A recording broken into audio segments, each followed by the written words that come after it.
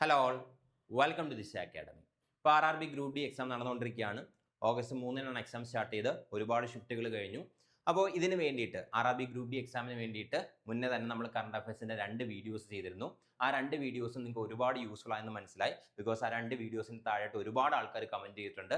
അവരുടെ എക്സാമിന് ആ വീഡിയോസിൽ നിന്ന് 3ഉം 4ഉം ക്വസ്റ്റ്യൻസ് ചോദിച്ചിട്ടുണ്ടെന്നുള്ള കാര്യം. ഒരുപാട് സന്തോഷം. അപ്പോൾ ഇനി വരാൻ പോകുന്ന ദിവസങ്ങളിൽ എക്സാം എഴുതാൻ പോകുന്നവരെ ഹെൽപ്പ് ചെയ്യുന്നതിന് വേണ്ടിയിട്ടാണ് ഈ ഒരു വീഡിയോ നമ്മൾ ചെയ്യുന്നത്. ഇനി വരാൻ പോകുന്ന ഷിഫ്റ്റുകളിൽ എക്സ്പെക്ട് ചെയ്യാൻ പറ്റുന്ന മോസ്റ്റ് ഇമ്പോർട്ടൻറ്റ് ക്വസ്റ്റ്യൻസ് ആണ് ഈ ഒരു വീഡിയോയിൽ നമ്മൾ ഡിസ്കസ് ചെയ്യുന്നത്. അപ്പോൾ ഇനി വരുന്ന ദിവസങ്ങളിൽ എക്സാം എഴുതാൻ പോകുന്നവർ ഈ ഒരു വീഡിയോ മാത്രം കാണാനായിട്ട് നിൽക്കരുത്. മുന്നേ ചെയ്തിട്ടുള്ള 2 വീഡിയോസ് കൂടി കാണാനായിട്ട് ശ്രമിക്കുക. ബിക്കോസ് ക്വസ്റ്റ്യൻ റിപ്പീറ്റ് ചെയ്ത് വരാനായിട്ട് ചാൻസസ് കൂടുതലാണ്. അപ്പോൾ ഈ 3 വീഡിയോസും കണ്ടിട്ട് നിങ്ങൾ എക്സാമിന് പോകാവൂ. സോ അത് ഒന്ന് ഓർത്ത് വെക്കുക. അപ്പോൾ നമുക്ക് നേരെ ക്വസ്റ്റ്യൻസിലേക്ക് പോകാം. അപ്പോൾ ക്വസ്റ്റ്യൻസിലേക്ക് പോകുന്നതിന് മുന്നേ തന്നെ ഒരു ഇൻഫർമേഷൻ പാസ് ഓൺ ചെയ്യാനായിട്ടുണ്ട്. അപ്പോൾ ദിശ അക്കാഡമി ഇൻഡിപെൻഡൻസ് ഡേയുടെ ഭാഗമായിട്ട് 12, 13, 14, 15 തീയതികളിൽ, അതായത് ഇൻഡിപെൻഡൻസ് ഡേ വരെയുള്ള ദിവസങ്ങളിൽ ദിശ അക്കാഡമിയുടെ എല്ലാ ഓൺലൈൻ കോഴ്സുകൾക്കും 20% ഓഫർ എന്ത് ചെയ്യുന്നുണ്ട്, പ്രൊവൈഡ് ചെയ്യുന്നുണ്ട്. SSC regular, RRB regular, ALP, GD, അതുപോലെ തന്നെ ബാങ്കിങ് കോഴ്സസ്, അങ്ങനെയുള്ള എല്ലാ കോഴ്സസിനും 20% ഓഫർ ദിശ അക്കാഡമി പ്രൊവൈഡ് ചെയ്യുന്നുണ്ട്. അപ്പോൾ ഈ ഒരു അവസരം നിങ്ങൾ ഈ മാക്സിമം യൂട്ടിലൈസ് ചെയ്യാനായിട്ട് ശ്രമിക്കുക. നിങ്ങൾ SSC എക്സാമിന് അല്ലെങ്കിൽ റെയിൽവേ എക്സാമിന് അല്ലെങ്കിൽ ബാങ്കിങ് എക്സാമിന് വേണ്ടി പ്രിപ്പയർ ചെയ്യുന്നവരാണ്, നിങ്ങൾക്ക് കോഴ്സ് എടുത്ത് പഠിച്ചാൽ കൊള്ളാം, ഓൺലൈനായിട്ട് കോഴ്സ് എടുത്ത് പഠിച്ചാൽ കൊള്ളാമെന്നുണ്ടെങ്കിൽ ഇതാണ് ഏറ്റവും നല്ല സമയം. ബിക്കോസ് 20% ഓഫർ എല്ലാ കോഴ്സസിനും നിങ്ങൾക്ക് അവൈലബിൾ ആണ്. അപ്പോൾ ഈ കോഴ്സസിനെ കുറിച്ചുള്ള ഫർദർ ഡീറ്റെയിൽസിന് വേണ്ടിയിട്ടും ഒരു കോഴ്സിൽ ജോയിൻ ചെയ്യാനായിട്ടും നിങ്ങൾ ഈ ഒരു നമ്പറിൽ കോൺടാക്ട് ചെയ്താൽ മതി. 8075753676. അപ്പോൾ ഇതിലേതെങ്കിലും ഒരു കോഴ്സിനകത്ത് നിങ്ങൾക്ക് ജോയിൻ ചെയ്യാൻ താല്പര്യമുണ്ടെങ്കിൽ അല്ലെങ്കിൽ ഈ കോഴ്സിനെ കുറിച്ചുള്ള ഫർദർ ഡീറ്റെയിൽസ് ആവശ്യമുണ്ടെന്നുണ്ടെങ്കിൽ ഈ ഒരു നമ്പറിൽ കോൺടാക്ട് ചെയ്താൽ മതി. 8075753676. അപ്പോൾ ഈ ഒരു ഓപ്പർച്യൂണിറ്റി മാക്സിമം നിങ്ങൾ യൂട്ടിലൈസ് ചെയ്യാൻ നോക്കുക. ഈ ഓഫർ ഉള്ള സമയത്ത് തന്നെ നിങ്ങൾ കോഴ്സ് പർച്ചേസ് ചെയ്യാൻ ആഗ്രഹിക്കുന്നുണ്ടെങ്കിൽ കോഴ്സ് പർച്ചേസ് ചെയ്യാൻ ശ്രമിക്കുക. Okay, first question. Which state or union territory has recently declared the striped tiger butterfly as a state butterfly? ഇതിൽ ഏത് സ്റ്റേറ്റ് അല്ലെങ്കിൽ യൂണിയൻ ടെറിട്ടറി ആണ് റീസെന്റ് ആയിട്ട് സ്ട്രൈപ്പ് ടൈഗർ ബട്ടർഫ്ലൈയെ സ്റ്റേറ്റ് ബട്ടർഫ്ലൈ ആയിട്ട് ഡിക്ലെയർ ചെയ്തത് എന്നുള്ളതാണ് question. Option A Punjab, option B Haryana, option C Chandigarh and option D Himachal Pradesh. So correct answer എന്ന് പറയുന്നത് it's option C Chandigarh. So option C Chandigarh ആണ് റീസെന്റ് ആയിട്ട് സ്ട്രൈപ്പ് ടൈഗർ ബട്ടർഫ്ലൈയെ അതിന്റെ സ്റ്റേറ്റ് ബട്ടർഫ്ലൈ, ആ ഒരു യൂട്ടിയുടെ സ്റ്റേറ്റ് ബട്ടർഫ്ലൈ ആയിട്ട് എന്ത് ചെയ്തത്, ഡിക്ലെയർ ചെയ്തത്. ഇനി അതുപോലെ തന്നെ ഈ ഒരു സ്ട്രൈപ്പ് ടൈഗർ ബട്ടർഫ്ലൈയെ സ്റ്റേറ്റ് ബട്ടർഫ്ലൈ ആയിട്ട് ഡിക്ലെയർ ചെയ്തത് പബ്ലിക് വോട്ടിംഗ് വഴിയാണ്. അതായത് ഒരു 3-4 ബട്ടർഫ്ലൈസിനെ അവർ ഷോർട്ട് ലിസ്റ്റ് ചെയ്തിട്ടുണ്ടായിരുന്നു. ആൻഡ് ഷോർട്ട് ലിസ്റ്റ് ചെയ്തതിനു ശേഷം എന്ത് ചെയ്തു, ഒരു വോട്ടിംഗ് കണ്ടക്ട് ചെയ്തു. പബ്ലിക്കിന് വോട്ട് ചെയ്യാൻ പറ്റുന്ന ഒരു വോട്ടിംഗ് കണ്ടക്ട് ചെയ്തു. അതിൽ അപ്രോക്സിമേറ്റ്ലി 54% വോട്ട്സ്, 54% വോട്ട്സ് സെക്യൂർ ചെയ്തിട്ടാണ് എന്ത് ചെയ്യുന്നത്, ഒരു stripe tiger butterfly state butterfly ആയിട്ട് സെലക്ട് ചെയ്യപ്പെട്ടത്. ഇനി സ്ട്രൈപ്പ് ടൈഗർ ബട്ടർഫ്ലൈ എന്ന് പറയുമ്പോൾ വൈൽഡ് ലൈഫ് പ്രൊട്ടക്ഷൻ ആക്ട് 1972ന്റെ ഷെഡ്യൂൾ 1ന്റെ അകത്ത്, ഷെഡ്യൂൾ 1ന്റെ അണ്ടറിൽ പ്രൊട്ടക്റ്റഡ് ആയി വരുന്ന സ്പീഷീസ് ആണെന്ന് ഈ ഒരു സ്ട്രൈപ്പ് ടൈഗർ ബട്ടർഫ്ലൈ. അപ്പൊ സ്ട്രൈപ്പ് ടൈഗർ ബട്ടർഫ്ലൈയുടെ എന്ന് പറയുന്നത് വൈൽഡ് ലൈഫ് പ്രൊട്ടക്ഷൻ ആക്ട് 1972ന്റെ ഷെഡ്യൂൾ 1നകത്ത് പ്രൊട്ടക്ഷൻ ഉള്ള സ്പീഷീസ് ആണെന്ന് ഈ ഒരു stripe tiger butterfly. Okay, next question.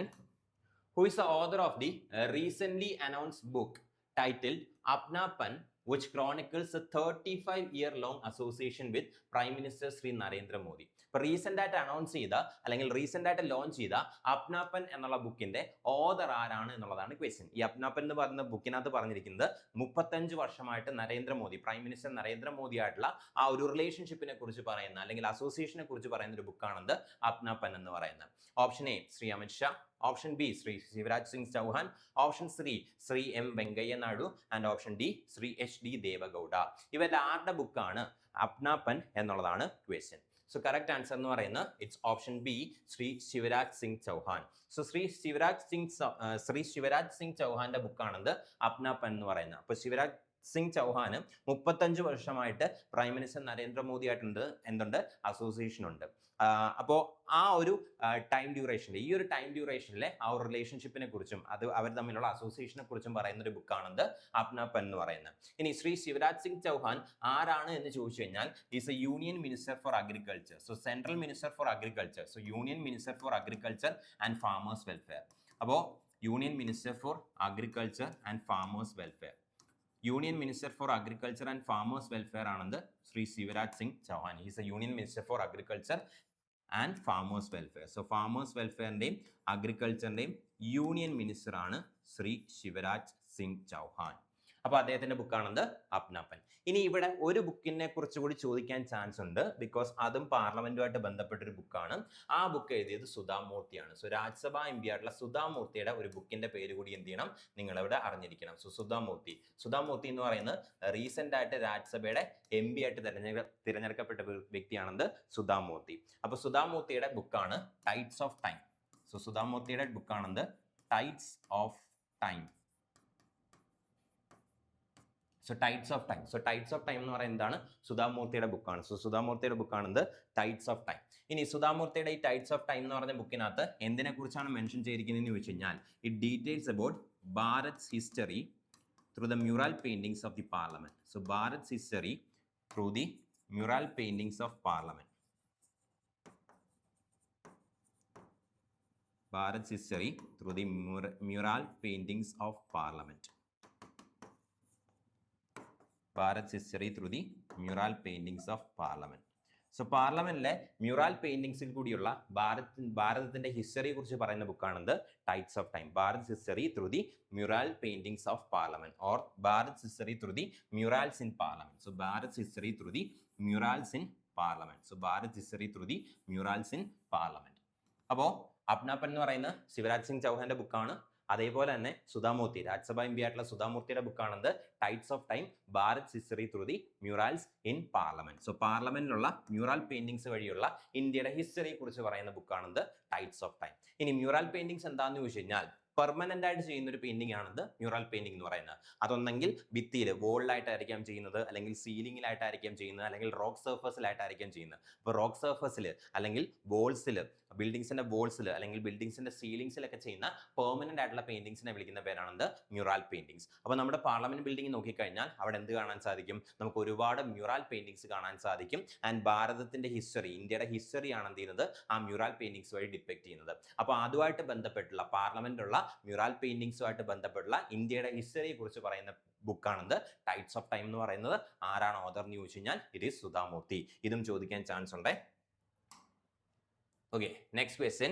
India has signed an agreement with which country for the indigenous production of hammer precision guided weapons used in Rafale aircraft? So Rafale aircraft use ചെയ്യുന്ന precision guided weapon ആയിട്ടുള്ള ഹാമറിന്റെ indigenous പ്രൊഡക്ഷന് India ഏത് country ആയിട്ടാണ് agreement sign ചെയ്തിരിക്കുന്നത് എന്നുള്ളതാണ് question. So correct answer എന്ന് പറയുന്നത് ഓപ്ഷൻ എ ഫ്രാൻസ് ആണ്. So the correct answer is option A France. അപ്പോൾ ഇന്ത്യയും ഫ്രാൻസും തമ്മിലാണ് ഇരിക്കുന്നത് ഒരു എഗ്രിമെന്റ് സൈൻ ചെയ്തിരിക്കുന്നത് for the indigenous production of hammer. So ഹാമറിന്റെ ഇൻഡിജീനിയസ് പ്രൊഡക്ഷന് വേണ്ടിയിട്ട് ഇന്ത്യയും അതുപോലെ തന്നെ ഭാരതവും തമ്മിലാണ് എന്ത് ചെയ്തിരിക്കുന്നത് ഈ ഒരു എഗ്രിമെന്റ് സൈൻ ചെയ്തിരിക്കുന്നത്. ഇനി എന്താണ് ഈ ഹാമർ എന്ന് ചോദിച്ചു കഴിഞ്ഞാൽ ഇതൊരു പ്രിസിഷൻ ഗൈഡഡ്, സോ ഇതൊരു പ്രിസിഷൻ ഗൈഡഡ് മിസൈൽ ആണ്. So this is A precision guided missile, അതായത് പ്രിസിഷൻ ഗൈഡഡ് ആയിട്ടുള്ള ഒരു മിസൈൽ ആണ്. ആൻഡ് ഇത് എപ്പോഴും ഇതെന്ന് പറയുന്നത് എന്താണ് ഒരു എയർ ടു ഗ്രൗണ്ട് മിസൈൽ ആണ്. അതായത് എപ്പോഴും ഒരു എയർക്രാഫ്റ്റിൽ നിന്ന് അല്ലെങ്കിൽ ഒരു ജെറ്റിൽ നിന്ന് ഗ്രൗണ്ടിലേക്കുള്ള എയർ ടു ഗ്രൗണ്ട് മിസൈൽ ആണെന്ന് ഈ ഒരു ഹാമർ എന്ന് പറയുന്നത്. അപ്പൊ ഹാമർ ഏത് ടൈപ്പ് ഓഫ് മിസൈൽ ആണെന്ന് ചോദിച്ചു കഴിഞ്ഞാൽ എയർ ടു ഗ്രൗണ്ട് മിസൈൽ ആണ്. അതായത് നമ്മൾ ജെറ്റ്സിൽ നിന്ന് അല്ലെങ്കിൽ ഫ്ലൈറ്റ്സിൽ നിന്നായിരിക്കും എന്ത് ചെയ്യുന്നത് ഈ ഒരു മിസൈൽ ഡ്രോപ്പ് ചെയ്യുന്നത്, ആൻഡ് ഗ്രൗണ്ട് ആയിരിക്കും എന്ത് ചെയ്യുന്നത് ഇതിന്റെ ഒരു ഡെസ്റ്റിനേഷൻ എന്ന് പറയുന്നത്. So air to ground missile ആണ് ഹാമർ എന്ന് പറയുന്നത്. ആൻഡ് ഇതൊരു പ്രിസിഷൻ ഗൈഡഡ് മിസൈൽ ആണ്. അതായത് വളരെ അക്യുറേറ്റ് ആയിട്ട് അല്ലെങ്കിൽ വളരെ പ്രിസൈസ് ആയിട്ട് ടാർഗറ്റ് ഹിറ്റ് ചെയ്യാൻ സാധിക്കുന്ന ഒരു പ്രിസിഷൻ ഗൈഡഡ് മിസൈൽ ആണെന്ന് ഒരു ഹാമർ എന്ന് പറയുന്നത്. അപ്പോൾ ഹാമറിന്റെ ഇൻഡിജിനസ് പ്രൊഡക്ഷന് വേണ്ടിയിട്ട് ഇന്ത്യയും ഫ്രാൻസും തമ്മിലാണ് ഇരിക്കുന്നത് ഈ ഒരു എഗ്രിമെന്റ് സൈൻ ചെയ്തിരിക്കുന്നത്. ആൻഡ് ഈ ഒരു ഹാമർ എന്ന് പറയുന്നത് ഏതൊക്കെ കമ്പനീസ് തമ്മിലാണ് അല്ലെങ്കിൽ ഈ ഒരു എഗ്രിമെന്റ് സൈൻ ചെയ്തിരിക്കുന്നത് ഏതൊക്കെ കമ്പനീസ് തമ്മിലാണെന്ന് ചോദിച്ചു കഴിഞ്ഞാൽ Safran electronics and defence. So Safran electronics and defence എന്ന് പറഞ്ഞിട്ടുള്ള French company. So Safran electronics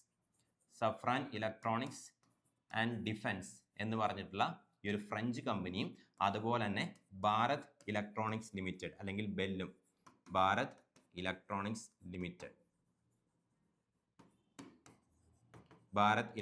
limited ബെല്ലും തമ്മിലാണ് എന്തിരിക്കുന്നത് ഈ ഒരു എഗ്രിമെന്റ് സൈൻ ചെയ്തിരിക്കുന്നത്. അപ്പോൾ ഈ ഫ്രഞ്ച് കമ്പനി ആയിട്ടുള്ള സഫ്രാൻ ഇലക്ട്രോണിക്സ് ആൻഡ് ഡിഫൻസും അതുപോലെ തന്നെ ഇന്ത്യൻ കമ്പനി ആയിട്ടുള്ള ഭാരത് ഇലക്ട്രോണിക്സ് ലിമിറ്റഡ് ബെല്ലും തമ്മിലാണ് എന്തിരിക്കുന്നത് ഈ ഒരു എഗ്രിമെന്റ് സൈൻ ചെയ്തിരിക്കുന്നത്. എന്തിനു വേണ്ടിയിട്ട്? For the indigenous production of hammer. Okay, next question. Which leader statue was installed at Rashtrapati Bhavan in place of the statue of Edwin Lutyens. Edwin ലൂട്ടിയൻസിന്റെ സ്റ്റാച്യുവിന് പകരം രാഷ്ട്രപതി ഭവനിൽ റീസെന്റ് ആയിട്ട് ഇൻസ്റ്റാൾ ചെയ്യപ്പെട്ടിരിക്കുന്നത് ഇവരിൽ ആരുടെ സ്റ്റാച്യു ആണ്, ഏത് ലീഡറിന്റെ സ്റ്റാച്യു ആണ് എന്നുള്ളതാണ് question. Option A Jawaharlal Nehru, option B Sardar Patel, option C Rajagopalachari and option D BR Ambedkar. So correct answer എന്ന് പറയുന്നത് it is option C Rajagopalachari. രാജഗോപാലാചാരിയുടെ സ്റ്റാച്യു ആണ് എന്തിരിക്കുന്നത് ഇപ്പൊ റീസെന്റ് ആയിട്ട് രാഷ്ട്രപതി ഭവനിൽ ഇൻസ്റ്റാൾ ചെയ്തിരിക്കുന്നത്. ഇനി എഡ്വിൻ ലൂട്ടിയൻസ് ആരാന്ന് ചോദിച്ചു കഴിഞ്ഞാൽ എഡ്വിൻ ലൂട്ടിയൻസ് എന്ന് പറയുന്നത് ഈസ് എ ബ്രിട്ടീഷ് ആർക്കിടെക്ട്. ഒരു ബ്രിട്ടീഷ് ആർക്കിടെക്ട് ആണെന്ന് Edwin Lutyens. Edwin Lutyens is A British architect. ഒരു ബ്രിട്ടീഷ് ആർക്കിടെക്ട് ആണ് എഡ്വിൻ ലൂട്ടിയൻസ്. അപ്പൊ എഡ്വിൻ ലൂട്ടിയൻസിന്റെ പ്രത്യേകത അല്ലെങ്കിൽ എഡ്വിൻ ലൂട്ടിയൻസിന്റെ സ്റ്റാച്യു എന്തിനായിരുന്നു രാഷ്ട്രപതി ഭവനിൽ പ്ലേസ് ചെയ്തിരിക്കുന്നതെന്ന് ചോദിച്ചു കഴിഞ്ഞാൽ രാഷ്ട്രപതി ഭവൻ ഡിസൈൻ ചെയ്തത് ആരാണ്? It is Edwin Lutyens. So Edwin Lutyens ആണ് എന്തിരിക്കുന്നത് നമ്മുടെ രാഷ്ട്രപതി ഭവൻ ഡിസൈൻ ചെയ്തിരിക്കുന്നത്. ഡിസൈനർ ഓഫ് രാഷ്ട്രപതി ഭവൻ ആണ് എഡ്വിൻ ലൂട്ടിയൻസ്. അതുകൊണ്ടാണ് അദ്ദേഹത്തിന്റെ സ്റ്റാച്യു എന്തിരുന്നത് രാഷ്ട്രപതി ഭവനകത്ത് പ്ലേസ് ചെയ്തിരുന്നത്. ഇനി എന്തുകൊണ്ട് നമ്മൾ സി രാജഗോപാലാചാര്യയുടെ സ്റ്റാച്യു കൊണ്ടിട്ട് എഡ്വിൻ ലൂട്ടിയൻസിന്റെ സ്റ്റാച്യുവിനെ റീപ്ലേസ് ചെയ്തു എന്ന് ചോദിച്ചു കഴിഞ്ഞാൽ ഇനി സി രാജഗോപാലാചാരി എന്ന് പറയുന്ന he was A first and the last governor general. So he was the first and the last governor general of independent India. Independent Indiaയുടെ first and last governor general എന്ന് പറയുന്ന ആരാണ്? It is C Rajagopalachaരി. C Rajagopalachaരി is the first and the last governor general of independent India. സ്വതന്ത്ര ഇന്ത്യയുടെ ആദ്യത്തെയും അവസാനത്തെയും governor general എന്ന് പറയുന്ന ആരാണ്? It is C Rajagopalachari. C രാജഗോപാലാചാരിയാണ് ഇൻഡിപെൻഡന്റ് ഇന്ത്യ സ്വതന്ത്ര ഭാരതത്തിന്റെ ആദ്യത്തെയും അവസാനത്തെയും ഗവർണർ ജനറൽ. അതായത് പ്രസിഡന്റ് എന്ന് പറഞ്ഞ പോസ്റ്റ് ക്രിയേറ്റ് ചെയ്യുന്നതിന് മുന്നേ അതിന് തത്തുല്യമായിട്ടുള്ള പോസ്റ്റ് എന്ന് പറയുന്ന ആരുടെ പോസ്റ്റ് ആയിരുന്നു? ഗവർണർ ജനറലിന്റെ പോസ്റ്റ് ആയിരുന്നു. അപ്പോൾ ഇൻഡിപെൻഡന്റ് ഇന്ത്യയുടെ ആദ്യത്തെയും അവസാനത്തെയും ഗവർണർ ജനറൽ എന്ന് പറയുന്ന ആരാണ്? സി രാജഗോപാലാചാരിയാണ്. പ്രസിഡന്റിന്റെ പോസ്റ്റ് ക്രിയേറ്റ് ചെയ്യപ്പെടുന്നതിന് മുന്നേ കോൺസ്റ്റിറ്റ്യൂഷൻ വഴിയാണ് പ്രസിഡന്റിന്റെ പോസ്റ്റ് ക്രിയേറ്റ് ചെയ്യപ്പെട്ടത്. അപ്പോൾ അതിന് മുന്നേ അതിന് ഈക്വലന്റ് ആയിട്ടുള്ള പോസ്റ്റ് ആയിരുന്നു എന്ത്? ഈ ഒരു ഗവർണർ ജനറലിന്റെ പോസ്റ്റ് എന്ന് പറയുന്ന. ആ പോസ്റ്റിലിരുന്ന ആദ്യത്തെയും അവസാനത്തെയും governor general of independent India എന്ന് പറയുന്ന ആരാണ്? സി രാജഗോപാലാചാരിയാണ്. വിച്ച് മീൻസ് രാഷ്ട്രപതി ഭവൻ ആദ്യം ഒക്കുപ്പൈ ചെയ്ത ഇന്ത്യൻ എന്ന് പറയുന്ന ആരാണ്? It is Rajagopalachari. He is a first Indian to occupy Rashtrapati Bhavan. So രാഷ്ട്രപതി ഭവൻ ഒക്കുപ്പൈ ചെയ്യുന്ന അല്ലെങ്കിൽ രാഷ്ട്രപതി ഭവനിൽ താമസമാക്കിയ ആദ്യത്തെ ഇന്ത്യൻ എന്ന് പറയുന്ന ആരാണ്? It is C Rajagopalachari. Because governor general of ഇന്ത്യയുടെ റെസിഡൻസ് എന്ന് പറയുന്നത് എന്താണ്? രാഷ്ട്രപതി ഭവനായിരുന്നു. അതുകൊണ്ട് തന്നെയാണ് എന്തിരിക്കുന്നത് സി രാജഗോപാലാചാര്യ സ്റ്റാച്യു അവിടെ റീപ്ലേസ് ചെയ്തിരിക്കുന്നത്. അപ്പോൾ എഡ്വിൻ ലൂട്ടിയൻസ് എന്ന് പറഞ്ഞ ബ്രിട്ടീഷ് ഡിസൈനറിന്റെ സ്റ്റാച്യു എന്ത് ചെയ്തു? റീപ്ലേസ് ചെയ്തു. എന്നിട്ട് പ്രസിഡന്റിന് മുന്നേ ഉള്ള അതിന് ഇക്വലന്റ് ആയിട്ടുള്ള post governor general of India, അതിന്റെ ഇൻഡിപെൻഡന്റ് ഇന്ത്യയുടെ first and last governor general of India C Rajagopalachari ആയിരുന്നു. അതുകൊണ്ടാണ് അദ്ദേഹത്തിന്റെ സ്റ്റാച്യു വെച്ചിട്ട് എന്ത് ചെയ്യുന്നത്? അതിനെ റീപ്ലേസ് ചെയ്യുന്നത്. Next question. Pravasi Bharatiya Divas is celebrated every year on 9th January in India. When was it started? So എല്ലാ വർഷവും 9th January ആണ് എന്ത് ചെയ്യുന്നത്? ഇന്ത്യയിൽ പ്രവാസി ഭാരതീയ ദിവസമായിട്ട് സെലിബ്രേറ്റ് ചെയ്യുന്നത്. അപ്പോൾ ഇത് സെലിബ്രേറ്റ് ചെയ്യാനായിട്ട് സ്റ്റാർട്ട് ചെയ്യുന്നത് എന്നാണ് എന്നുള്ളതാണ് question. Option A 2003, option B 2001, option C 2000 and option D 2005. So correct answer എന്ന് പറയുന്നത് ഇറ്റ്സ് ഓപ്ഷൻ എ 2003. സോ 2003 മുതലാണ് എന്ത് ചെയ്യുന്നത്? Pravasi Bharatiya Divas or it is also known as NRI day. Pravasi Bharatiya Divas അല്ലെങ്കിൽ NRI ഡേ സെലിബ്രേറ്റ് ചെയ്യാൻ തുടങ്ങുന്നത് 2003 മുതലാണ്. എല്ലാ വർഷവും 9th January ആണ് എന്ത് ചെയ്യുന്നത്? ഈ ഒരു പ്രവാസി ഭാരതീയ ദിവസ് അല്ലെങ്കിൽ NRI ഡേ ആയിട്ട് എന്ത് ചെയ്യുന്നത്? സെലിബ്രേറ്റ് ചെയ്യുന്നത്. ഇനി എന്താണ് ഈ 9th January പ്രത്യേകത എന്ന് ചോദിച്ചു കഴിഞ്ഞാൽ 9th January 1915 എന്ത് ചെയ്യുന്നത്? മഹാത്മാഗാന്ധി സൗത്ത് ആഫ്രിക്കയിൽ നിന്ന് ഇന്ത്യയിലേക്ക് എന്ത് ചെയ്യുന്നത്? റിട്ടേൺ ചെയ്യുന്നത്. സോ മഹാത്മാഗാന്ധി സൗത്ത് ആഫ്രിക്കയിൽ നിന്ന് ഇന്ത്യയിലേക്ക് തിരിച്ചെത്തിയ വർഷം, സോ തിരിച്ചെത്തിയ ദിവസമാണെന്ത്? 9th January 1915. അതുകൊണ്ടാണ് എന്ത് ചെയ്യുന്നത്? നമ്മളിത് പ്രവാസി ഭാരതീയ ദിവസമായിട്ട് സെലിബ്രേറ്റ് ചെയ്യുന്നത്. It marks the return of Mahatma Gandhi from South Africa to India. South ആഫ്രിക്കയിൽ നിന്ന് മഹാത്മാഗാന്ധി ഇന്ത്യയിലേക്ക് തിരിച്ചെത്തിയ ദിവസമാണ് 9th January 1915. അതിന്റെ മെമ്മറിക്കായിട്ടാണ് എന്ത് ചെയ്യുന്നത്? നമ്മൾ 9th January പ്രവാസി ഭാരതീയ ദിവസ് അല്ലെങ്കിൽ NRI ഡേ ആയിട്ട് സെലിബ്രേറ്റ് ചെയ്യുന്നത്. ആൻഡ് 2003 AB വാജ്പേയി ഗവൺമെന്റ് അണ്ടറിൽ അല്ലെങ്കിൽ AB വാജ്പേയിയുടെ പ്രൈം മിനിസ്റ്റർഷിപ്പിലാണ് എന്ത് ചെയ്യുന്നത്? പ്രവാസി ഭാരതീയ ദിവസം നമ്മൾ സെലിബ്രേറ്റ് ചെയ്യാനായിട്ട് സ്റ്റാർട്ട് ചെയ്യുന്നത്. ആൻഡ് 2015 ശേഷം, സോ 2015 ശേഷം ഇത് ബൈനിയൽ ആയിട്ടാണ് എന്ത് ചെയ്യുന്നത്? നമ്മൾ സെലിബ്രേറ്റ് ചെയ്യുന്നത്. സോ 2015 വരെ, 2003 മുതൽ 2015 വരെ നമ്മൾ എല്ലാ വർഷവും ആനുവലി എന്ത് ചെയ്യുന്നുണ്ടായിരുന്നു? ഇത് സെലിബ്രേറ്റ് ചെയ്യുന്നുണ്ടായിരുന്നു. എന്നാൽ 2015 ശേഷം, 2015 ശേഷം 2 വർഷം കൂടുമ്പോഴാണ് എന്ത് ചെയ്യുന്നത്? നമ്മൾ ഈ പ്രവാസി ഭാരതീയ ദിവസം സെലിബ്രേറ്റ് ചെയ്യുന്നത്. അപ്പോൾ 2003 മുതൽ 2015 വരെ നമ്മൾ എന്ത് ചെയ്യുമായിരുന്നു? എല്ലാ വർഷവും സെലിബ്രേറ്റ് ചെയ്യുമായിരുന്നു. ബട്ട് 2015 ശേഷം ഇപ്പോൾ 2 വർഷം കൂടുമ്പോഴാണ് എന്ത് ചെയ്യുന്നത്? നമ്മൾ പ്രവാസി ഭാരതീയ ദിവസം സെലിബ്രേറ്റ് ചെയ്യുന്നത്. Okay, next question. The term Anvesha was in news. What is it all about? A third generation fire and forget man portable anti-tank guided missile developed by DRDO.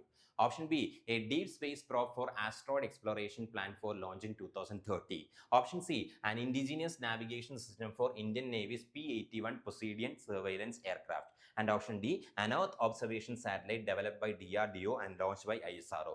അപ്പോൾ അന്വേഷ എന്ന് പറഞ്ഞൊരു ടേം ഇപ്പോൾ റീസെന്റ് ആയിട്ട് ന്യൂസിനകത്ത് കാണാൻ സാധിക്കുമായിരുന്നു. എന്താണ് അന്വേഷ എന്നുള്ളതാണ് ക്വസ്റ്റ്യൻ. സോ കറക്റ്റ് ആൻസർ എന്ന് പറയുന്നത് it's option D, an Earth observation satellite developed by DRDO and launched by ISRO. So DRDO develop ചെയ്ത് defence research and development organisation DRDO develop ചെയ്ത് ISRO ലോഞ്ച് ചെയ്യുന്ന ഒരു എർത്ത് ഒബ്സർവേഷൻ സാറ്റലൈറ്റിനെ വിളിക്കുന്ന പേരാണെന്ത് ഈ ഒരു അന്വേഷ എന്ന് പറയുന്നത്. ഇനി അന്വേഷയ്ക്ക് മറ്റൊരു പേര് കൂടിയുണ്ട്, that is EOS-N1, earth observation satellite N1. ഇങ്ങനൊരു പേരും കൂടി എന്തുണ്ട്, അന്വേഷിക്കുന്നുണ്ട്. Anvesha is also known as EOS-N1. EOS-N1 എന്നുള്ള പേരിൽ എന്ത് ചെയ്യുന്നുണ്ട്, അന്വേഷ അറിയപ്പെടുന്നുണ്ട്.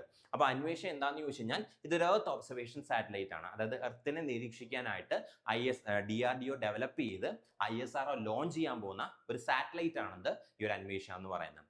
ആൻഡ് ഈ ഒരു സാറ്റലൈറ്റിന്റെ പ്രത്യേകത എന്താണെന്ന് ചോദിച്ചു കഴിഞ്ഞാൽ ഇതിനകത്ത് യൂസ് ചെയ്യുന്ന ടെക്നോളജി ആണെന്ത് ഇതിന്റെ പ്രത്യേകത എന്ന് പറയുന്നത്. അപ്പോൾ ഇതിനകത്ത് യൂസ് ചെയ്യുന്ന ടെക്നോളജി എന്ന് പറയുന്നത് hyper spectral image technology. Hyper spectral image technology ഇതാണ് എന്ത് ചെയ്യുന്നത് ഇതിനകത്ത് യൂസ് ചെയ്യുന്ന technology. The technology used here is hyper spectral image technology. Hyper spectral image technology എന്ന് പറഞ്ഞൊരു ടെക്നോളജിയാണ് എന്ത് ചെയ്യുന്നത് ഇവിടെ നമ്മൾ യൂസ് ചെയ്യുന്നത്, ഹൈപ്പർ സ്പെക്ട്രൽ ഇമേജ് ടെക്നോളജി. അപ്പോൾ ഈ ഒരു ടെക്നോളജിയുടെ പ്രത്യേകത എന്താണെന്ന് ചോദിച്ചു കഴിഞ്ഞാൽ ഇത് വളരെ എളുപ്പത്തിൽ, അതായത് ഇത് വളരെ എളുപ്പത്തിൽ എന്ത് ചെയ്യാൻ സാധിക്കുന്നുണ്ട്, ഒബ്ജക്ട്സിനെ ഡിസ്റ്റിങ്ക്റ്റ് ആയിട്ട് കാണാനായിട്ട് സാധിക്കും. അതായത് മെയിൻ ആയിട്ട് ഈ ഒരു സാറ്റലൈറ്റ് ലോഞ്ച് ചെയ്തിരിക്കുന്നത് സ്ട്രാറ്റജിക് പർപ്പസിന് വേണ്ടിയിട്ടും ആൻഡ് ചെറിയ ചെറിയ സിവിലിയൻ ആപ്ലിക്കേഷൻസിന് വേണ്ടിയിട്ടാണ്. അതായത് നമ്മുടെ ബോർഡേഴ്സ്, ഇന്ത്യയുടെ ബോർഡേഴ്സ് എന്ത് ചെയ്യുക, മോണിറ്റർ ചെയ്യുക, അവിടെ നടക്കുന്ന ആക്ടിവിറ്റീസ് എന്ത് ചെയ്യുക, ക്ലോസ് ആയിട്ട് വാച്ച് ചെയ്യുക, വളരെയധികം എന്ത് ചെയ്യുക, ഡിസ്റ്റിങ്റ്റീവ് ആയിട്ട്, അതായത് നമ്മുടെ എനിമിയുടെ മൂവ്മെന്റ്സ് എന്ത് ചെയ്യുക, വളരെ എളുപ്പത്തിൽ വളരെ അഡ്വാൻസ് ആയിട്ട് അറിയാനായിട്ട് സാധിക്കുക. ഇങ്ങനെ കുറെ പർപ്പസിന് വേണ്ടിയിട്ടാണ് എന്തിരിക്കുന്നത് ഈ ഒരു സാറ്റലൈറ്റ് ലോഞ്ച് ചെയ്തിരിക്കുന്നത്. ആൻഡ് ഇത് ഡെവലപ്പ് ചെയ്ത് defence research and development organisation ആണ് ലോഞ്ച് ചെയ്യുന്നത്.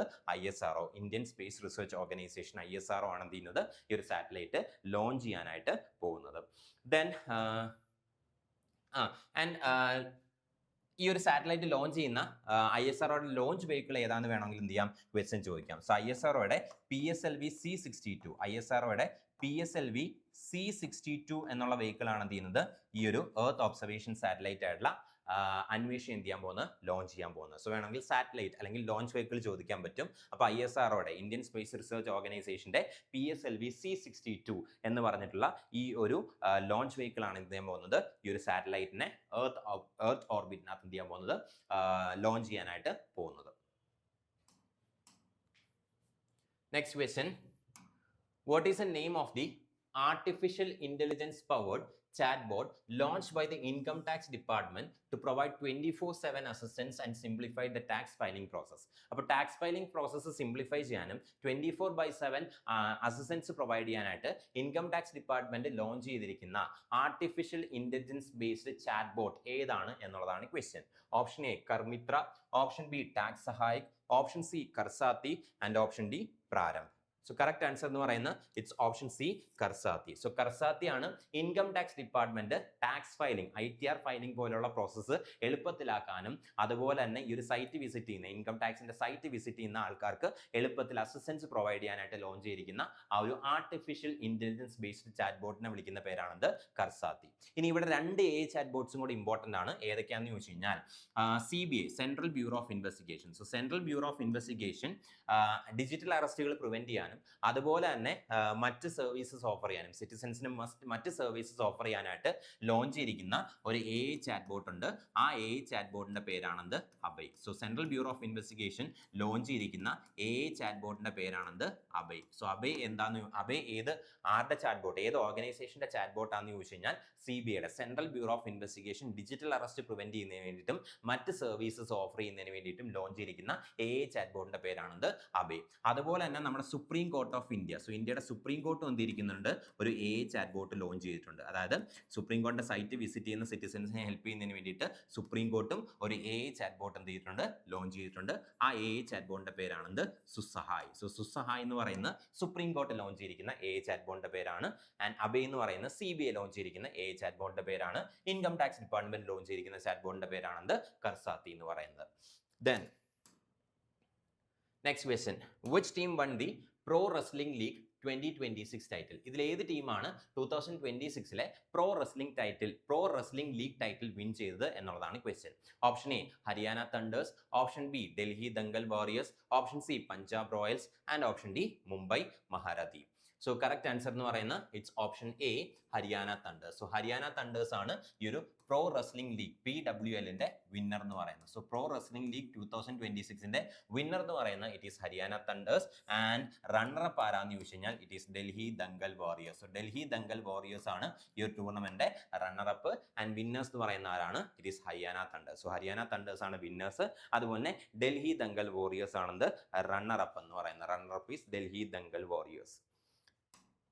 Okay, next question. In which state is the newly designated 99th Ramsar site of India, the Shegajil Bird Sanctuary located? അപ്പോൾ റീസെന്റ് ആയിട്ട് Ramsar സൈറ്റിന്റെ ആ ഒരു designation കിട്ടിയിട്ടുള്ള ഒരു പ്ലേസ് ആണത് ഷേഗാജിൽ ബേർഡ് സാങ്ച്വറി. ഈ ഒരു ഷേഗാജിൽ ബേർഡ് സാങ്ച്വറി എവിടെയാണ് ലൊക്കേറ്റ് ചെയ്തിരിക്കുന്നത് എന്നുള്ളതാണത് question. Option A Gujarat, option B Uttar Pradesh, option C Madhya Pradesh and option D Bihar. So correct answer എന്ന് പറയുന്നത് it is option B Uttar Pradesh. So ഉത്തർപ്രദേശിലെ അലിഗഡിലാണ് എന്തിരിക്കുന്നത് ഈ ഒരു ഷേഗാജിൽ ബേർഡ് സാങ്ച്വറി ലൊക്കേറ്റ് ചെയ്തിരിക്കുന്നത്. സോ ഉത്തർപ്രദേശിലെ അലിഗഡിൽ ലൊക്കേറ്റ് ചെയ്തിരിക്കുന്ന ബേർഡ് സാങ്ച്വറിയാണ് ഷേഗാജിൽ ബേർഡ് സാങ്ച്വറി. ഇതിനാണ് എന്തിരിക്കുന്നത് 99ാമത് അല്ലെങ്കിൽ ഇതാണ് 99ാമത്തെ റാംസർ സൈറ്റ് ആയിട്ട് എന്തിരിക്കുന്നത് ഡെസിഗ്നേറ്റ് ചെയ്തിരിക്കുന്നത്. ഇനി അടുത്ത 100ാമത്തെ റാംസർ സൈറ്റ് ഏതാണെന്ന് ചോദിച്ചു കഴിഞ്ഞാൽ സോ 100ാമത്തെ Ramsar site, so 100th Ramsar site in India.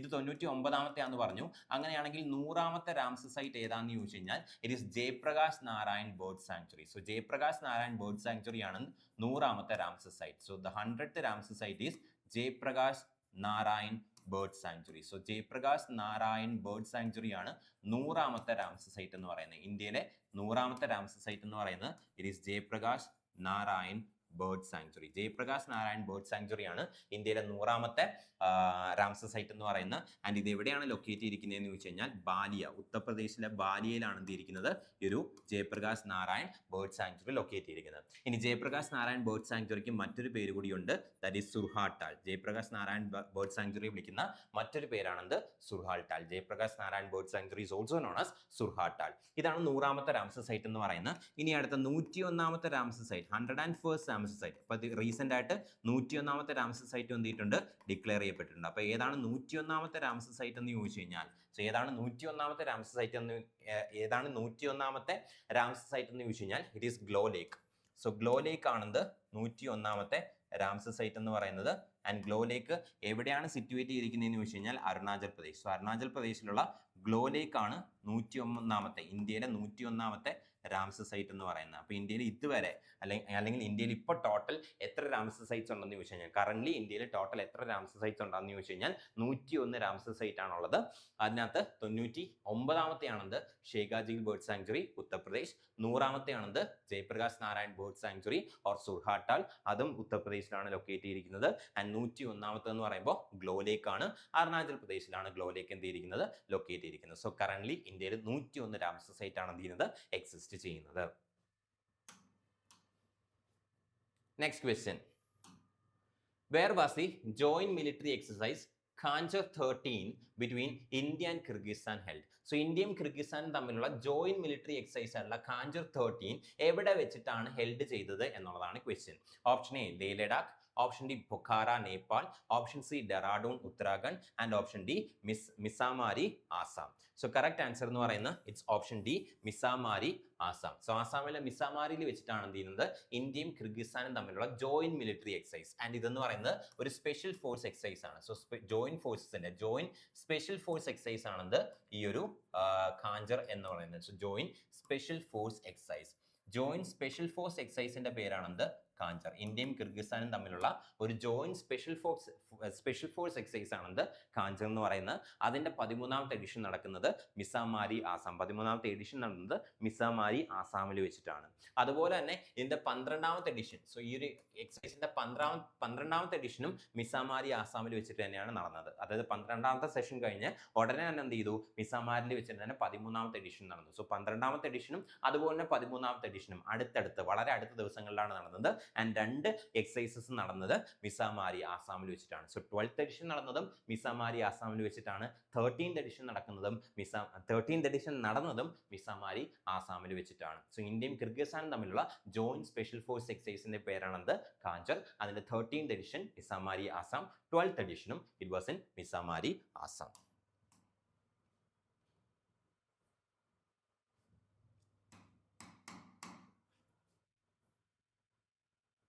Okay, next question.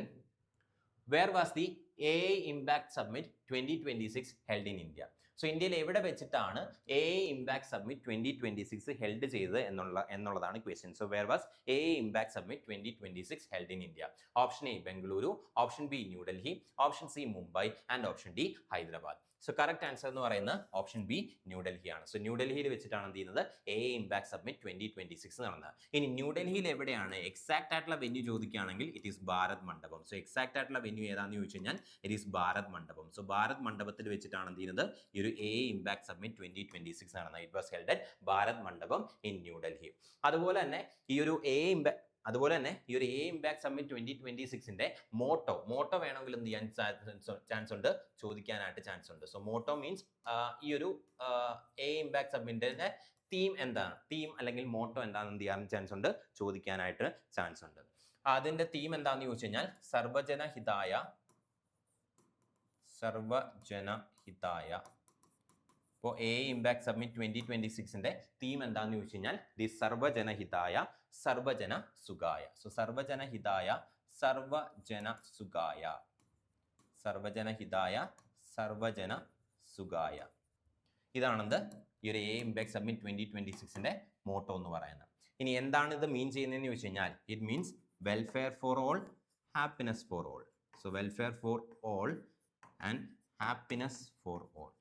സർവജന ഹിതായ സർവജന സുഖായ. It means welfare for all, happiness for all. So സാൻസ്ക്രിറ്റിലും ചോദിക്കാൻ ചാൻസ് ഉണ്ട്, ഇംഗ്ലീഷിലും ചോദിക്കാൻ ചാൻസ് ഉണ്ട്. സോ സാൻസ്ക്രിറ്റിൽ ഇതിന്റെ മോട്ടോ അല്ലെങ്കിൽ സാൻസ്ക്രിറ്റ് ലാംഗ്വേജിൽ ഈ ഒരു AI Impact Summit 2026ന്റെ മോട്ടോ എന്താണെന്ന് ചോദിച്ചു കഴിഞ്ഞാൽ സർവജന ഹിതായ സർവജന സുഖായ, which means ഇംഗ്ലീഷിൽ ഇതിന്റെ മീനിങ് എന്താണെന്ന് ചോദിച്ചു കഴിഞ്ഞാൽ welfare for all, happiness for all. എല്ലാവർക്കും ക്ഷേമം, എല്ലാവർക്കും സന്തോഷം. ഇതാണെന്ത് AI Impact Summit 2026ന്റെ തീം എന്ന് പറയുന്നത്.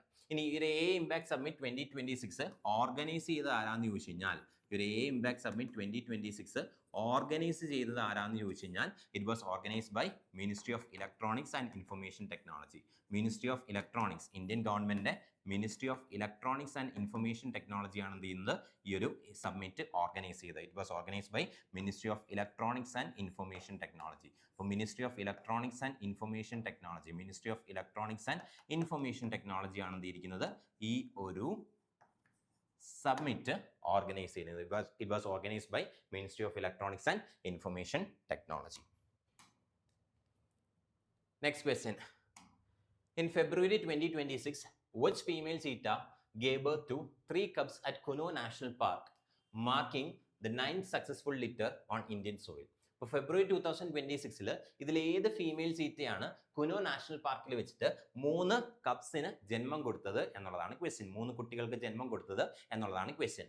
Option A Asha, option B Gamini, option C Jwala and option D Siaya. So correct answer എന്ന് പറയുന്നത് ഓപ്ഷൻ ബി ഗാമിനിയാണ്. So correct answer is option B Gamini. അപ്പോൾ ഗാമിനി എന്ന് പറയുന്നത് സൗത്ത് ആഫ്രിക്കയിൽ നിന്ന് നമ്മൾ കൊണ്ടുവന്നിട്ടുള്ള ചീറ്റയാണെന്ന് ഒരു ഗാമിനി എന്ന് പറയുന്നത്. സോ സൗത്ത് ആഫ്രിക്കയിൽ നിന്ന് നമ്മൾ പ്രൊജക്ട് ചീറ്റയുടെ ഭാഗമായിട്ട് കൊണ്ടുവന്നിട്ടുള്ള ചീറ്റയാണെന്ന് ഫീമെയിൽ ചീറ്റയാണെന്ന് ഗാമിനി. സോ ഗാമിനി എന്ന് പറയുന്ന സൗത്ത് ആഫ്രിക്കയിൽ നിന്ന് നമ്മൾ പ്രൊജക്ട് ചീറ്റയുടെ ഭാഗമായിട്ട് കൊണ്ടുവന്നിട്ടുള്ള ഒരു ഫീമെയിൽ ചീറ്റയാണ് ഗാമിനി. ആൻഡ് ഗാമിനി എന്ത് ചെയ്തിട്ടുണ്ട്, കുനോ നാഷണൽ പാർക്കിൽ വെച്ചിട്ട് 3 കുട്ടികൾക്ക് 3 കപ്സിന് ജന്മം കൊടുത്തിട്ടുണ്ട്. ആൻഡ് കുനോ നാഷണൽ പാർക്ക് എവിടെയാണെന്ന് വേണമെങ്കിൽ ചോദിക്കാം. കുനോ നാഷണൽ പാർക്ക് എന്ന് പറയുന്നത് it is located in Madhya Pradesh. So മധ്യപ്രദേശിലാണ് കുനോ നാഷണൽ പാർക്ക് എന്ത് ചെയ്തിരിക്കുന്നത്, ലൊക്കേറ്റ് ചെയ്തിരിക്കുന്നത്. ആൻഡ് ഇന്ത്യൻ സോയിലിൽ ഇതോടുകൂടി എന്ത് ചെയ്തിട്ടുണ്ട്, 9 സക്സസ്ഫുൾ ആയിട്ടുള്ള ബർത്ത്, അതായത് 9 ചീറ്റക്കുട്ടികൾ എന്ത് ചെയ്തിട്ടുണ്ട്, ജനിച്ചിട്ടുണ്ട്. അതായത് ഗാമിനി, സോ ഗാമിനി ജന്മം കൊടുത്ത ഈ 3 കപ്സും കൂടി ആയപ്പോൾ ഇന്ത്യൻ സോയിലിൽ എന്ത് ചെയ്തിട്ടുണ്ട്, ഇതുവരെ 3 ചീറ്റക്കുട്ടികളാണ് എന്ത് ചെയ്യുന്നത്, പിറന്നു വീണത്, ജീവനോടെ എന്ത് ചെയ്യുന്നത്, പിറന്നു വീണത്. അപ്പോൾ ഗാമിനിയാണെന്ത് കറക്റ്റ് ആയിട്ടുള്ള answer. Next question, who holds the position of vice chairperson of Niti Aayog as of October 2025? So October 2025 വരെ നീതി ആയോഗിന്റെ വൈസ് ചെയർപേഴ്സൺ പോസ്റ്റ് ഹോൾഡ് ചെയ്തത് ഇവരിൽ ആരാണ് എന്നുള്ളതാണ് question. Option A Arvind Panagariya, option B Rajiv Kumar, option C Suman Bery and option D Ramesh Chand. അപ്പോൾ ഇവരിൽ ആരായിരുന്നു October 2025 വരെ നീതി ആയോഗിന്റെ വൈസ് ചെയർപേഴ്സൺ എന്നുള്ളതാണ് ക്വസ്റ്റ്യൻ. സോ കറക്റ്റ് ആൻസർ എന്ന് പറയുന്നത് it is Suman Bery. So Suman Bery ആയിരുന്നു ഒക്ടോബർ 2025 വരെ ഈ ഒരു നീതി ആയോഗിന്റെ വൈസ് ചെയർപേഴ്സൺ ആയിട്ടിരുന്നത് ഇറ്റ് വാസ് സുമൻ ബേരി. അതിനുശേഷം എന്ത് ചെയ്തു, സുമൻ ബേരിയെ റീപ്ലേസ് ചെയ്തുകൊണ്ട് വന്നിട്ടുള്ള വ്യക്തിയാണ് അശോക് കുമാർ ലാഹിരി. സോ അശോക് കുമാർ ലാഹിരിയാണ് കറണ്ട് വൈസ് ചെയർപേഴ്സൺ എന്ന് പറയുന്നത്. സോ അശോക് കുമാർ ലാഹിരിയാണ് ദ കറണ്ട് വൈസ് ചെയർപേഴ്സൺ. നിലവിൽ നീതി ആയോഗിന്റെ വൈസ് ചെയർപേഴ്സൺ ആരാന്ന് ചോദിച്ചു കഴിഞ്ഞാൽ it is Ashok Kumar Lahiri. So Ashok Kumar ലാഹിരിയാണ് നിലവിൽ നീതി ആയോഗിന്റെ vice chairperson. But Ashok Kumar ലാഹിരിക്ക് മുന്നേ ആ ഒരു പൊസിഷൻ ഹോൾഡ് ചെയ്തിരുന്നത് it was Suman Bery. 2025 questions ചോദിക്കാൻ പറ്റില്ല എന്ന കണ്ടീഷൻ ഒന്നുമില്ല. സോ നിങ്ങൾ എന്ത് ചെയ്യണം, 2025 പുതിയ അപ്പോയിന്റ്മെന്റ് നടന്നിരിക്കുന്നത് എന്നുണ്ടെങ്കിൽ ആ ഒരു പ്രിഡിസസറിനെ കുറിച്ച് കൂടി എന്ത് ചെയ്യാം, നിങ്ങൾ അറിഞ്ഞിരിക്കണം. അപ്പോൾ സുമൻ ബേരിയാണ് ഒക്ടോബർ 2025 വരെ നീതി ആയോഗിന്റെ വൈസ് ചെയർപേഴ്സൺ ആയിട്ട് പൊസിഷൻ ഹോൾഡ് ചെയ്തിട്ടുള്ളത്. അതിനുശേഷം എന്ത് ചെയ്തു, അശോക് കുമാർ ലാഹിരി പുള്ളിയെ സക്സീഡ് ചെയ്ത് വന്നു. ആൻഡ് കറന്റ്ലി നീതി ആയോഗിന്റെ വൈസ് ചെയർപേഴ്സൺ ആരാന്ന് ചോദിച്ചു കഴിഞ്ഞാൽ it is Ashok Kumar Lahiri.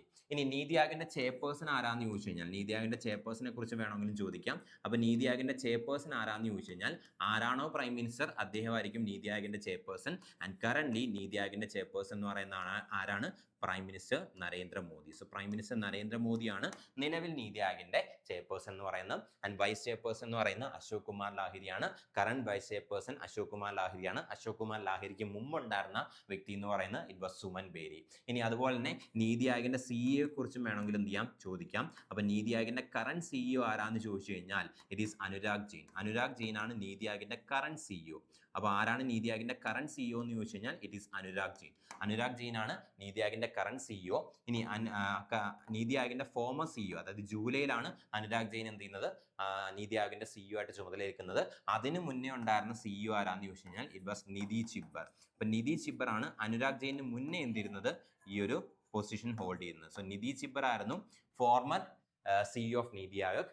And Nidhi ചിബ്ബറിനെ replace ചെയ്തുകൊണ്ട് ജൂലൈയിലാണ് എന്ത് ചെയ്യുന്നത്, അനുരാഗ് ജെയിൻ ആ ഒരു പൊസിഷനിലേക്ക് വരുന്നത്. അപ്പോൾ കറന്റ് സിഇഒ ആരാന്ന് ചോദിച്ചു കഴിഞ്ഞാൽ അനുരാഗ് ജെയിൻ. അനുരാഗ് ജെയിന് തൊട്ട് മുന്നേ ഉണ്ടായിരുന്ന ഫോമർ സിഇഒ ആരാന്ന് ചോദിച്ചു കഴിഞ്ഞാൽ it was Nidhi Chibber. Next question, what was India's rank in the Global Innovation Index 2025 released by the World Intellectual Property Organization, WIPO. So WIPO, World Intellectual Property Organization release ചെയ്ത Global Innovation Index 2025 ഇന്ത്യയുടെ rank എത്രയായിരുന്നു എന്നുള്ളതാണ് question. Option A 28, option B 33rd, option C 38 and option D 43rd. ഇതിലേതാണ് ഇന്ത്യയുടെ rank എന്നുള്ളതാണ് question. So correct answer എന്ന് പറയുന്നത് it is option C 38. അപ്പോൾ 38 ആണ് കറക്റ്റ് ആൻസർ എന്ന് പറയുന്നത്. ആൻഡ് ഈ ഒരു ഗ്ലോബൽ ഇന്നോവേഷൻ ഇൻഡെക്സ് എന്ന് പറയുന്നത് 139 എക്കോണമീസ് അല്ലെങ്കിൽ 139 കൺട്രീസിന്റെ 139 എക്കോണമീസ് അല്ലെങ്കിൽ 139 കൺട്രീസിന്റെ ഇന്നോവേഷനുമായിട്ട് ബന്ധപ്പെട്ട കാര്യങ്ങൾ അനലൈസ് ചെയ്യുന്ന ഇൻഡെക്സ് ആണെന്ത് ഗ്ലോബൽ ഇന്നോവേഷൻ ഇൻഡെക്സ് എന്ന് പറയുന്നത്. അപ്പോൾ ഈ 139 എക്കോണമിയിൽ 38ാമത്തെ സ്ഥാനമാണ് ആർക്കുള്ളത്, ഇന്ത്യക്കുള്ളത്. സോ ഇന്ത്യയുടെ റാങ്ക് എത്രയാണെന്ന് ചോദിച്ചു കഴിഞ്ഞാൽ it is 38 out of 139. And 2007 എന്ത് ചെയ്യുന്നത്, for the first time ഈ ഒരു ഇൻഡെക്സ് ഇൻട്രൊഡ്യൂസ് ചെയ്യുന്നത്. It was introduced in 2007. ഇനി ഇതിനകത്ത് ടോപ്പ് 5, ഈ ഒരു ഇൻഡെക്സിനകത്ത് ടോപ്പ് 5 കൺട്രീസ് ഏതൊക്കെയാണെന്ന് എന്ത് ചെയ്യാം, വേണമെങ്കിൽ ചോദിക്കാൻ ചാൻസ് ഉണ്ട്. അപ്പോൾ ഒരു ഗ്ലോബൽ ഇന്നോവേഷൻ ഇൻഡെക്സിനകത്തെ ടോപ്പ് 5 കൺട്രീസ്, ഗ്ലോബൽ ഇന്നോവേഷൻ ഇൻഡെക്സിലെ ടോപ്പ് 5 കൺട്രീസ് ഏതൊക്കെയാണെന്ന് ചോദിച്ചു കഴിഞ്ഞാൽ ഫസ്റ്റ് പൊസിഷൻ എന്ന് പറയുന്നത് it goes for Switzerland. So Switzerland ആണ് ഈ ഒരു ഇൻഡെക്സിൽ എന്ത് ചെയ്യുന്നത് ടോപ്പ് പൊസിഷൻ ഓക്യുപ്പൈ ചെയ്യുന്നത്. സോ ഫസ്റ്റ് പൊസിഷൻ എന്ന് പറയുന്നത് it goes to Switzerland and second position ആർക്കാന്ന് ചോദിച്ചു കഴിഞ്ഞാൽ it goes to Sweden. So Sweden ആണ് എന്ത് ചെയ്യുന്നത് ഈ ഒരു ഇൻഡെക്സിനകത്ത് രണ്ടാമത്തെ പൊസിഷൻ ഹോൾഡ് ചെയ്യുന്നത്. ആൻഡ് മൂന്നാമത്തെ പൊസിഷൻ ആരാന്ന് ചോദിച്ചു കഴിഞ്ഞാൽ it is USA. So USA ആണ് എന്ത് ചെയ്യുന്നത് ഈ ഒരു ഇൻഡെക്സിനകത്ത് മൂന്നാമത്തെ പൊസിഷൻ ഹോൾഡ് ചെയ്യുന്നത്. ആൻഡ് നാലാമത്തെ പൊസിഷൻ ആരാന്ന് ചോദിച്ചു കഴിഞ്ഞാൽ south Korea. So south Korea ആണ് എന്ത് ചെയ്യുന്നത് ഈ ഒരു ഇൻഡെക്സിനകത്ത് നാലാമത്തെ പൊസിഷൻ ഹോൾഡ് ചെയ്യുന്നത്. ആൻഡ് അഞ്ചാമത്തെ പൊസിഷൻ ഹോൾഡ് ചെയ്യുന്നത് ആരാന്ന് ചോദിച്ചു കഴിഞ്ഞാൽ സോ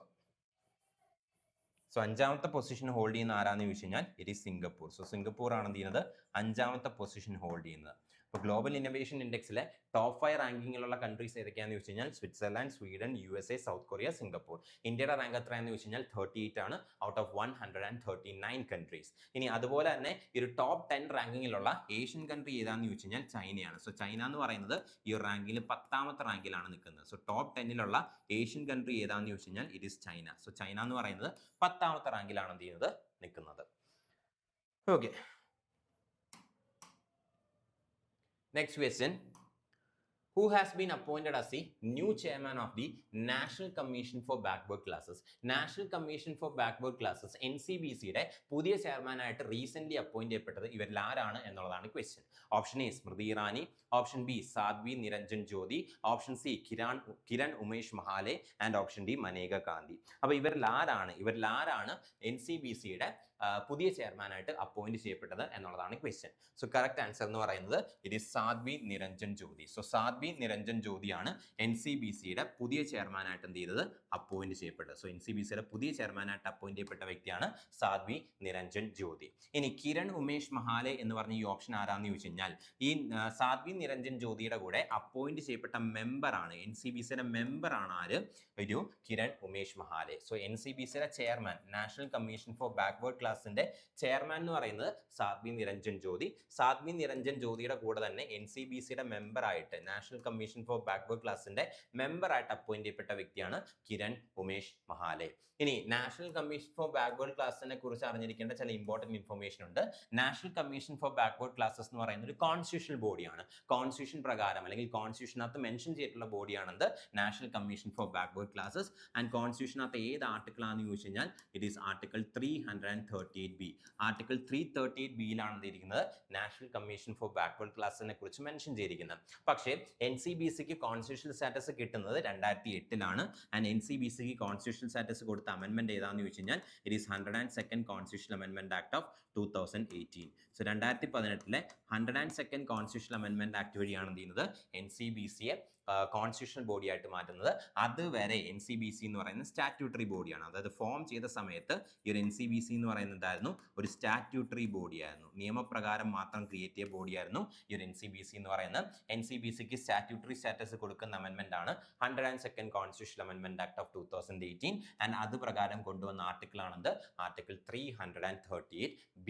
അപ്പോൾ ഇതൊക്കെയാണെന്ത് NCBCയെ കുറിച്ച് അറിഞ്ഞിരിക്കേണ്ട മെയിൻ ആയിട്ടുള്ള കാര്യങ്ങൾ എന്ന് പറയുന്നത്. അപ്പോൾ ഇത്രയും ക്വസ്റ്റ്യൻസ് ആണ് ഇന്നത്തെ ഈ ഒരു സെഷനിൽ നമ്മൾ ഡിസ്കസ് ചെയ്യാനായിട്ട് ടേക്കപ്പ് ചെയ്തിരുന്നത്. അപ്പോൾ ഈ ക്വസ്റ്റ്യൻസും നിങ്ങളുടെ സെഷനകത്ത് ചോദിക്കാൻ ചാൻസ് ഉള്ള ഏറ്റവും ഇമ്പോർട്ടൻ്റ് ആയിട്ടുള്ള ക്വസ്റ്റ്യൻസ് ആണ്. അപ്പോൾ ഇനി വരാൻ പോകുന്ന ഡേറ്റിൽ എക്സാം എഴുതാൻ പോകുന്നവർ ഈ വീഡിയോയും അതുപോലെ തന്നെ ഇതിന് മുന്നേ ചെയ്തിട്ടുള്ള 2 വീഡിയോസും ഉറപ്പായിട്ടൊന്ന് കാണാനായിട്ട് ശ്രമിക്കുക. നിങ്ങൾക്ക് ക്വസ്റ്റ്യൻ വരാനുള്ള ചാൻസ് വളരെ വളരെ വളരെ കൂടുതലാണ്. അപ്പോൾ ഈ 3 വീഡിയോസും കാണുക, കോൺഫിഡൻ്റ് ആയിട്ട് എക്സാം അറ്റൻഡ് ചെയ്യുക. All the best. ആൻഡ് വീണ്ടും ഒരു വീഡിയോ ആയിട്ട് വീണ്ടും നമുക്ക് മീറ്റ് ചെയ്യാം. Thank you.